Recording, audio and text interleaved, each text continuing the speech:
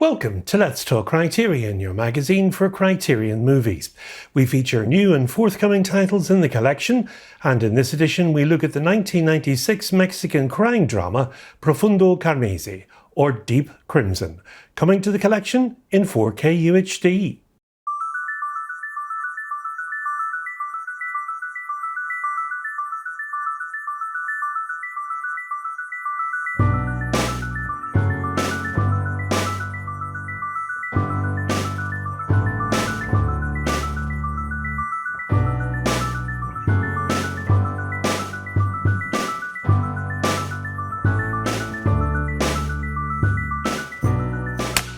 Arturo Ripstein is a Mexican film director, and his film Profundo Carmesi, translated as Deep Crimson, is a dramatisation of the story of the Lonely Hearts Killers, who committed a string of murders of women in the 1940s. Raymond Fernandez and Martha Jewel Beck were an American serial killer couple, and they were convicted of one murder. They are purported, of course, to have committed two more, and were suspected of having killed up to 20 victims during a wild killing spree that took place between 1947 and 1949. They became known as the Lonely Hearts Killers because they had met their unsuspecting victims through personal ads they posted in Lonely Hearts columns. There, of course, already has been a few films and television dramas made about this couple.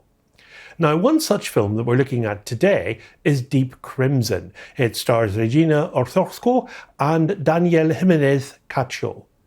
It's set in 1949 in the northern Mexican state of Sonora, and it's based on the infamous Lonely Hearts murder case. This also inspired Leonard Castell's cult film The Honeymoon Killers, and the plot revolves around the unlikely couple formed by Nicolas Estrella and Coral Fabre. Now, Nicolas Estrella is feigning to be a Spanish gentleman, but he is in fact a gigolo, and he's gone to seed, and he suffers from migraines and a pathological fixation with his baldness, which he decides to cover up with the toupee. Coral Fabre is a grossly overweight nurse with foul breath, whose desperate need for love moves her to abandon her children and impose herself on Nicolas. Now, she eventually joins him in a scam to exploit old and lonely widows and spinsters, posing as his sister. But their plan goes awry. Coral can't stand to watch her lover in the arms of other women, and she starts murdering the intended victims in fits of jealousy. Now, the couple drive around the desolate roads of Sonora, testing their relationship at every stop. And when Nicolas goes ballistic after accidentally ruining his hairpiece, Coral shows her devotion, cutting her own hair to make him a replacement. Finally meeting the attractive young widow Rebecca, played in the film by Veronica Merchant, throws the couple out of balance, and the mutual dependency takes its emotional toll. Now, although the storyline is similar to the one in Castell's film, The Honeymoon Killers, Ripstein carries it to his own personal turf.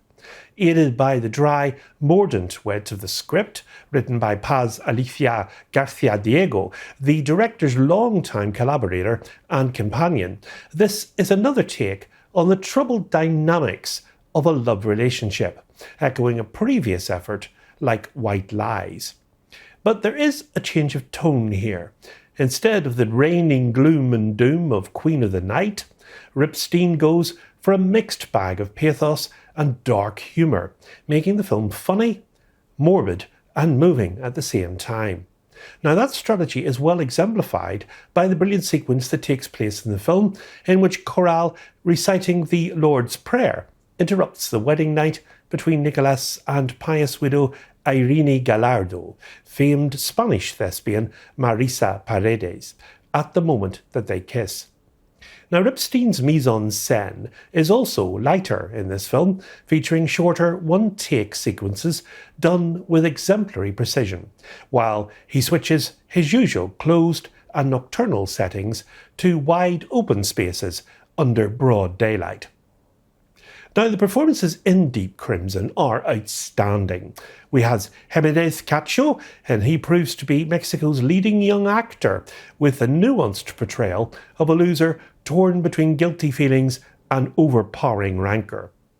And we have Orozco, substituting the openly comic persona that had previously made her a very funny character actress, with a low-key rendering of a frustrated woman who's prone to sudden acts of violence whenever she feels rejected. Now, the able supporting cast as well doesn't hit a false note. Now, we also admire the efforts of cinematographer Guillermo Granillo and the composer David Mansfield. They're noteworthy as well, contributing to the picture's unity of style and tone. Now, the main theme, of course, in Deep Crimson is the fluid relationship taking place between the real and the fake.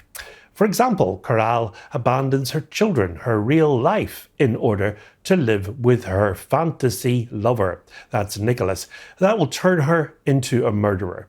Now, the victims also desperately need a romantic narrative in order to cope with the loneliness and meaninglessness provoked by the original narratives of their lives.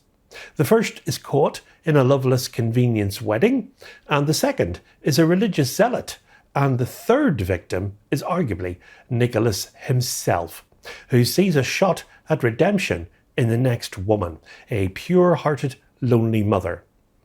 The sets keep alternating between gorgeously romantic and hopelessly bleak during the last scamming sequence in the film, and the boundary between the real and the fake is symbolised by Nicholas's wig. Now, he becomes a different human when he is wearing it. The cool and confident wannabe becomes a violent and pathetic man whenever the wig comes off. It is really quite cool symbolism. So what is Deep Crimson trying to tell us here? Well, the boundaries between meaningfulness and meaninglessness are arbitrary. They're based on individual judgment. Your life can be a romantic oasis to yourself and appear pathetic to someone who doesn't know you. It's not a happy movie, but it does make its point in a nuanced and compelling way. I would call it noir, but I believe there's a higher philosophical calling to it. It's an existential, borderline nihilistic movie that is halfway between noir and psychological horror. This is a chilling tale by one of Mexico's most respected directors, who left no room for anyone to have sympathy for these two twisted lovers. The director caught the slimy couple's depravity full blast and never lets up on them. And there's a horrible sequence in the film, which I'm not going to spoil for you, but that certainly leaves the viewer with no sympathy whatsoever for Coral. Now, this powerful film comes to the collection as a 4K UHD Blu-ray combo. It is one 4K UHD with the film itself and one Blu-ray disc with the film and these special features. We have a new 4K digital restoration of the film. That's the director's cut, supervised and approved by the director himself, Arturo Ripstein, with 2.0 surround DTS HD master audio soundtrack. We've new interviews with Ripstein and the screenwriter Paz Alicia Garcia Diego, a new introduction by the filmmaker Ari Aster, panel discussion from the Academy of Motion Picture Arts and Sciences featuring Ripstein and Garcia Diego, hosted by the film scholar Cristina Venegas. We have a trailer and a written essay by the film scholar Hayden Guest. And the very striking cover art for this title is designed by Owen Smith. Blending sweeping melodrama with macabre humour and eruptions of berserk violence, Ripstein transforms one of the most famous true crime stories of the 20th century into a haunting vision of how love can give way to madness. The film has a running time of 136 minutes and it comes in a 1:8:5:1 aspect ratio, and it joins the collection in the US only as Spine 1285. Next month on Let's Talk Criterion, we'll be looking at the classic 1985 coming-of-age film directed by John Hughes. That's The Breakfast Club. It's getting its 4K upgrade in the collection. So until then, from me, as always, it's goodbye, and above all, good Criterion viewing.